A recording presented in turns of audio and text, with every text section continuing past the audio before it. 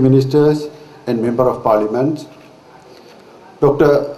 Sunil Jayant Navaratna, Secretary to the Ministry of Higher Education, distinguished members of the University Council, Founder Vice Chancellor MLA Kader, the Deans of the Faculties, Registrar, Librarian, Bursa, Heads of the Department, Academic Staff, Invitees, Reporters, Non-Academic Staff, Parents, and my dear graduates. Sunil Jayanta Navaratna is the Secretary of the Ministry of Higher Education of the present government.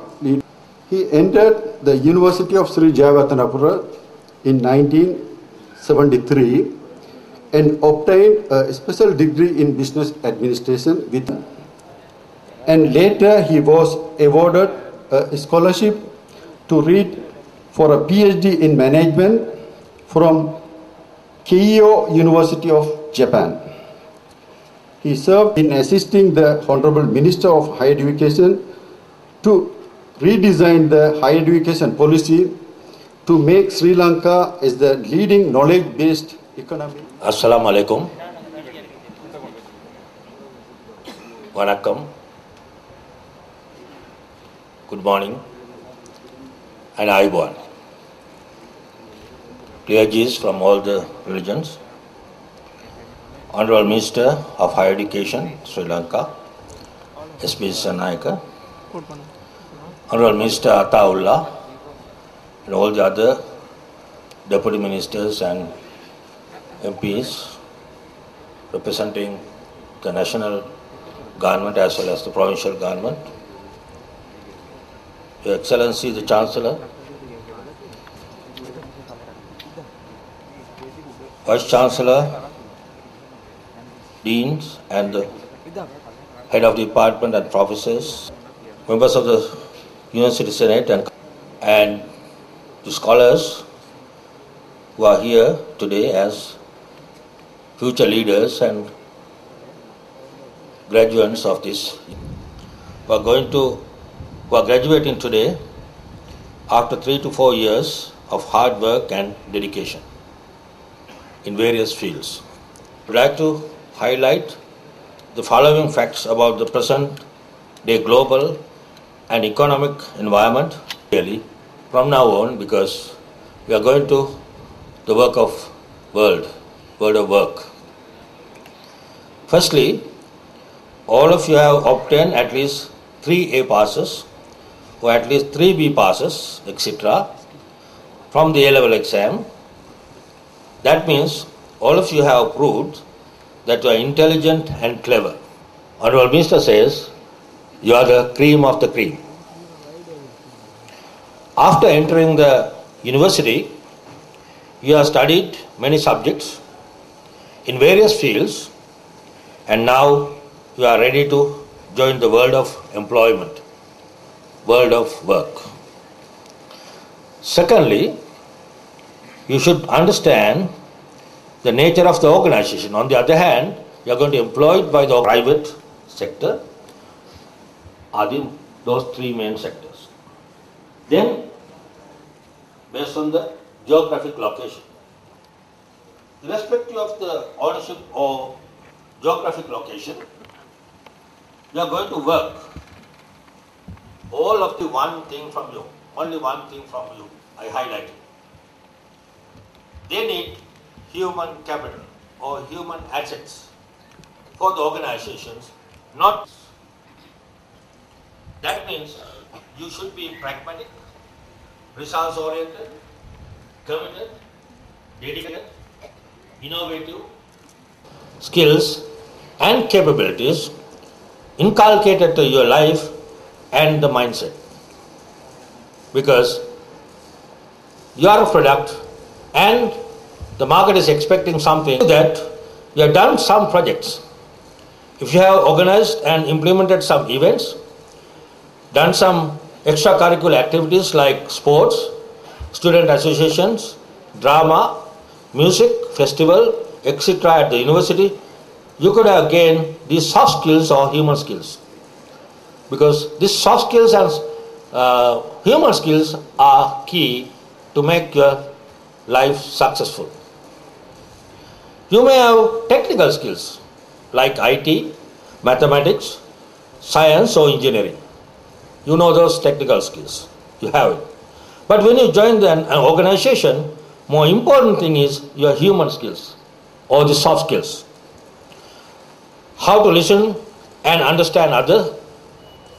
Sometimes non-verbal communications or body languages. Sometimes they don't tell you direct. You have to understand their body language and understand what they say, what their feeling is. That is very important. This is not taught in the university. And teamwork, respecting others, systematic and convincing manner, working under the pressure, and worse, bad, unfavorable environment. You cannot expect always a very positive environment. Sometimes very worse environment is going to be there, so you have to adapt it to that. Unfavorable environments, physical and psychological fatigue, to name, but always they will praise you. You will have a very hard time, psychological pressure. They will give you dead or university time. Now it is too late, but still you do not have to worry.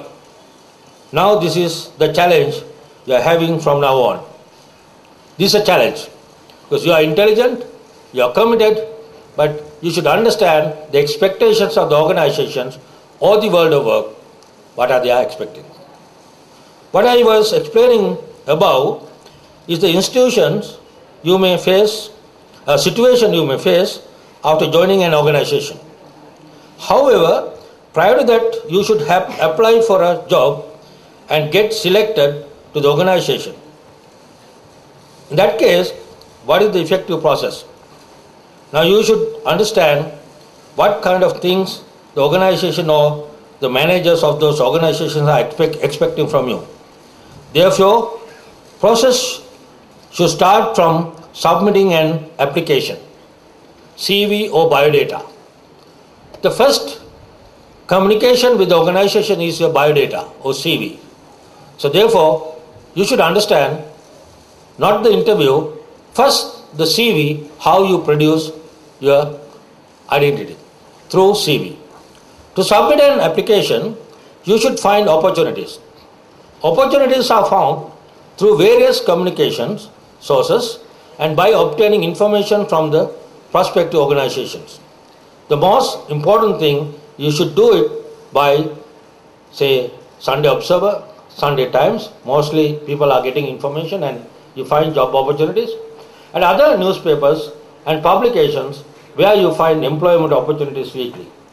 Unfortunately, I am sad to say some students don't read these newspapers, go through these newspapers. They are complaining, I don't have jobs, but they never go to these newspapers and apply.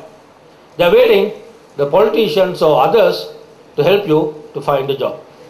So you have to break away from that mentality. There are websites like Top Jobs who publish employment opportunities online. Furthermore, your seniors, friends, relatives will also provide you with some information and hints. Otherwise, you can randomly select some organizations you like to work in and send your CVs to them. But my understanding is that because they have a degree, they are waiting, the jobs should be come to me because I have a degree. Some graduates have even left the responsibility to someone like the temple, God, or even the politicians. So, but it is not correct. So, your future should be designed by yourself. Don't hand it over to someone else. It is very important that you understand well the concept of making a first impression. First impression is very important when you go to an organization. That should come from your application, CV, biodata, which you are sending to the organization. You have to prepare a professional CV. Therefore, you may have not learned it in the university, we recommend it to be a part of the courses, but you have to make a professional CV. There are soft formats available online for you to follow. Go to the Google and type CV formats and you will find it. But some graduates do not even know this. The best thing is to visit some organizations and talk to the managers in the human resource department. You may not have any contacts, but just walk in and talk to them and convince them that you are going to be an asset to the organization. Definitely they will consider you.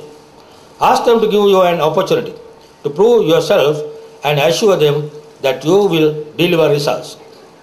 Go with the photographs and results sheets, awards and evidence. So if you have done something, you should bring your photographs and the events as evidence. Then they will like it. I am mentioning these things to you with great confidence based on my experience, both local and overseas, as well as in the public and private sector for the last 30 years. If you do not get direct employment, join as a trainee and show that you are capable, different and creative. You will get a very good opportunity to impress them and prove yourself. As I told you, organization needs solution to the problems. So if you can prove that you are going to be a solution to their problem, definitely they will like it. But at the same time, you may prove the other way too. But during the training period, do not make many mistakes. You can do mistakes, but don't repeat it. Then they will feel that you are not capable. If you are doing genuine work and make mistakes, it is acceptable. But if you are always late, not looking for new opportunities and just waste time, then your bosses will observe this. Always talk to them, get their advice and do some work with your self-initiative. Resolve a problem. Introduce a novel solution with the results. Then they will see your capabilities. I can give you many examples. The key is to think differently, out of the box. Don't give traditional same answers. So think out of the box and try to give a better answers to the organizational issues and problems. Do not complain about the problems. Go with novel approach and solution to those problems. Once you have been called for an interview, that process is always very important for your life. It may be 10 minutes, 1 hour or 3 to 4 hour or 4-day orientation activity. Depending on the organization, it may vary. Please remember one thing. That is, they test your skills, capabilities, attitudes and mindset during this process. It may be 10 minutes, it may be 1 day or 4 days. They will check your knowledge and attitudes and the skills and the mindset through this process. Without your notice, they will observe you. Without your knowledge, they will discuss about you. As fresh graduates, now this is the challenge you will face. I am sure I have given some important hints for you to prepare yourself to the world of employment, world of work. Now I will explain a bit about the new trends of the global and local organizations environment. You may be a Tamil, Arabic special or Sinhala special, first class or second class graduates. But it doesn't mean that you can do everything in Sinhala or Tamil in this country. You may have to send your CV or biodata in English. You may have to face the interview in English. You should know how to handle a laptop or desktop computer, and you should know how to type a letter in English, Tamil or Sinhala, by using it. Not theoretically, but practically. Can you make a PowerPoint presentation in English by yourself and present it using your pen drive in front of 100 and other candidates and officials of that organization? These are the skills you may need for tomorrow when you go for an interview. Even in the public sector, sometimes they use this new technology now. Even though you may have to go for a face-to-face interview, you have to maximize that 10 to 15 minutes in effective and efficient manner. You have to speak louder in English or whatever the language they address you with confidence. With facts and figures and justifiable evidence, a nicely organized and impressive manner. Nicely organized and impressive manner. Please get organized your file before you go to the interview. This is a marking scheme. There's a marking scheme used by the in general, O-level, A-level, degree, masters, etc. Professional qualifications, AAT, chartered, SIMA, SIM, etc. Extracurricular activities, leadership, teamwork, related evidence, presentation skills, knowledge in a specific field, related to the job or your specialty, experience, your further vision and the link between organization and the job, and your vision, how you can contribute to the organization in a more effective manner. Public relations with the people, some historic and present information related to the organization or the company through published documents and website. Their vision statement, mission, goals, history,